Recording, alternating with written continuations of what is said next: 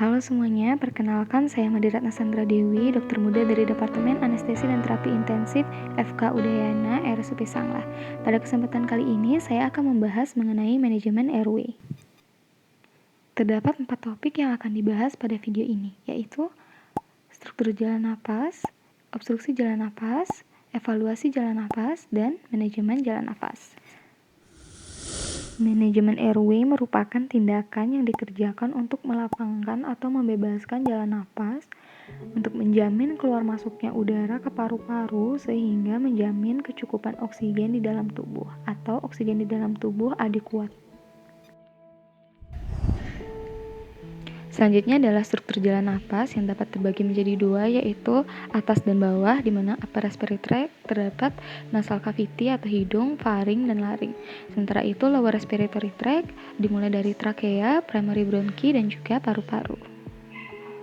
Struktur yang pertama adalah hidung, yang berfungsi untuk menghangatkan dan melembabkan udara yang masuk. Namun fungsi ini dapat terganggu jika terjadi obstruksi akibat polip dan infeksi.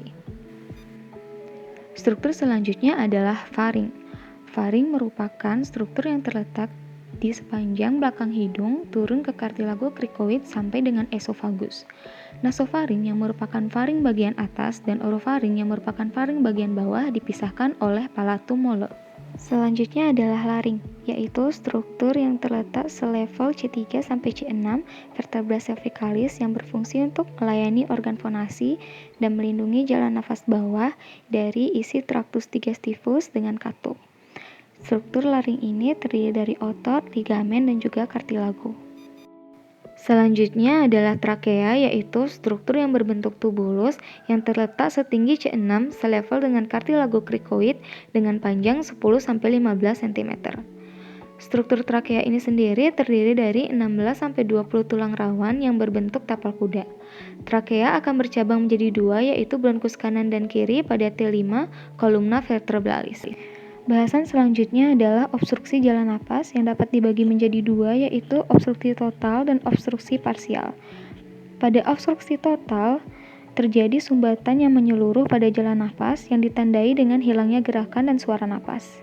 Pada obstruksi parsial menunjukkan berkurangnya pertukaran udara di dalam tubuh yang berhubungan dengan retraksi dada dan suara napas. Suara napas stridor menunjukkan adanya obstruksi pada laring. Sementara itu, suara napas snoring menunjukkan adanya obstruksi pada nasofaring. Jika upaya inspirasi berat, maka kemungkinan jalan napas atas mengalami tekanan dinamis inspirasi. Evaluasi jalan napas dapat dilakukan dengan anamnesis, pemeriksaan fisik, dan pemeriksaan penunjang.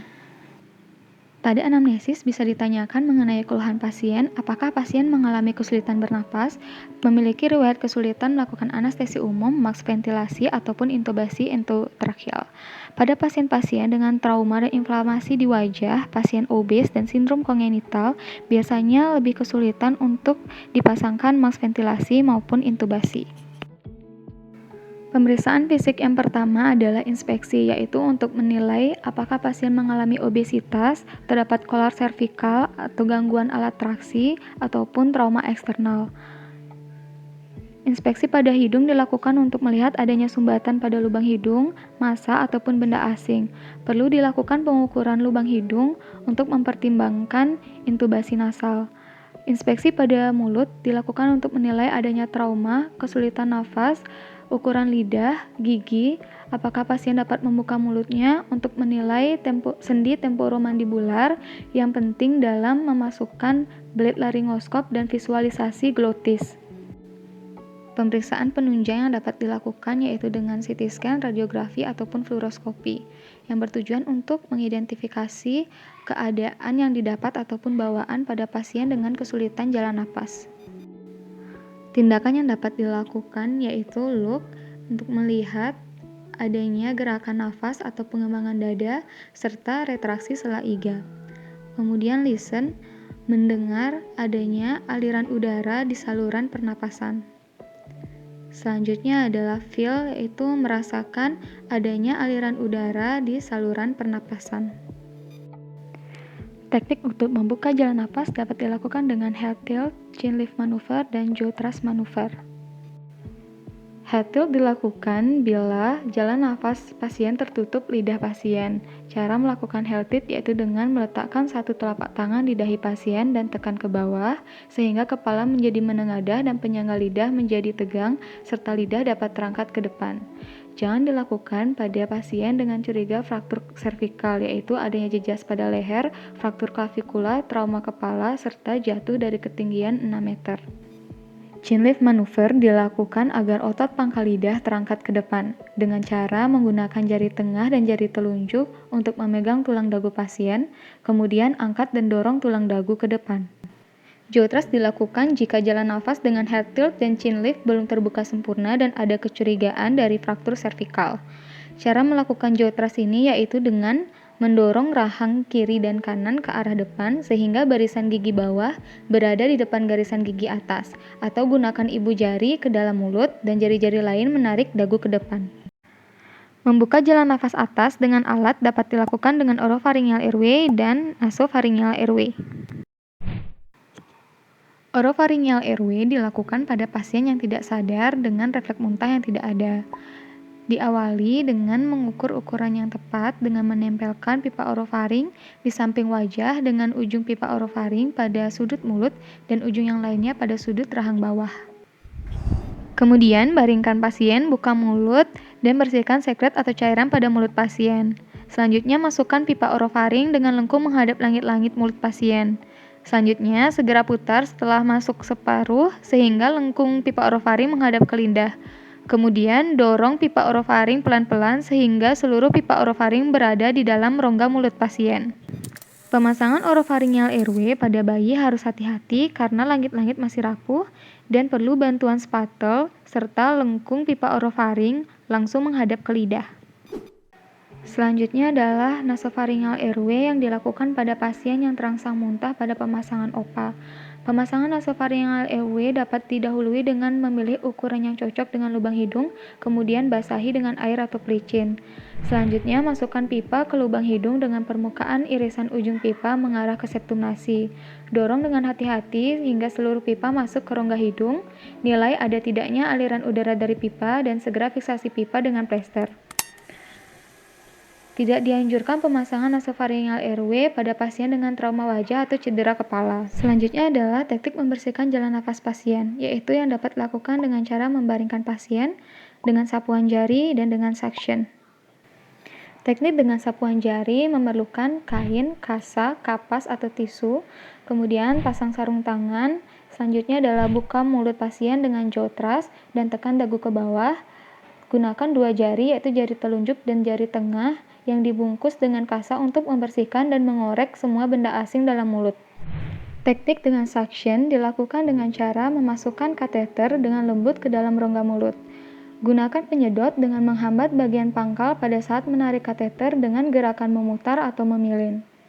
Batasi penyedotan hingga 10 detik atau kurang untuk menghindari hipoksemia. Dahului dan ikuti usaha penyedotan dengan pemberian oksigen 100% dalam waktu yang singkat. Pengelolaan jalan napas akibat tersedak dapat dilakukan dengan cara back blow, yaitu dengan cara merangkul pasien dari belakang bila pasien sempoyongan. Satu lengan menahan tubuh dan dengan yang lainnya melakukan back blow atau back slap. Lakukan hentakan sebanyak 5 kali dengan kepalan tangan pada titik silang garis imajinasi tulang belakang dan garis antar belikat.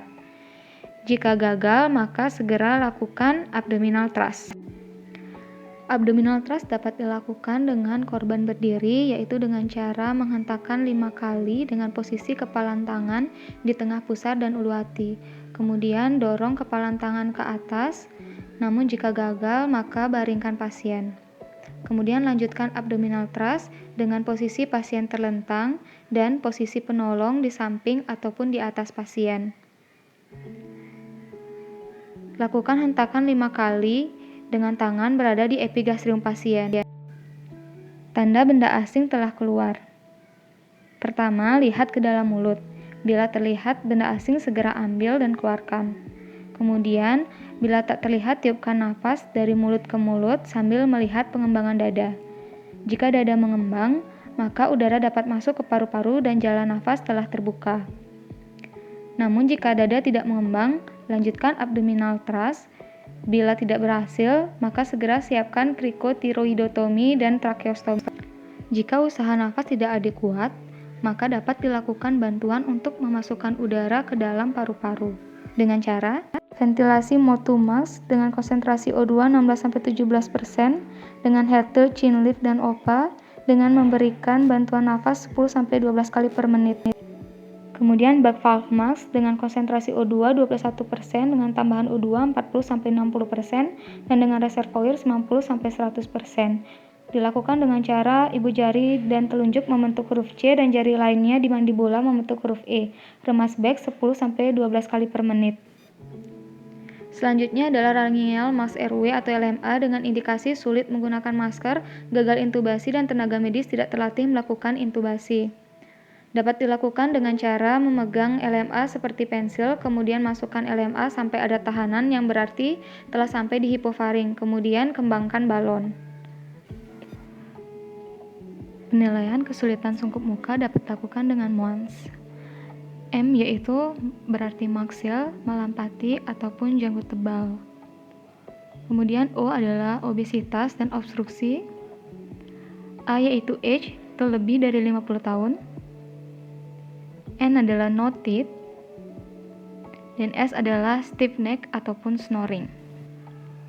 Intubasi endotrakeal dapat dilakukan pada pasien dengan penurunan kesadaran, penolong tidak mampu menyelamatkan jalan nafas pasien dengan cara non-invasif, dan pasien mengalami gagal nafas.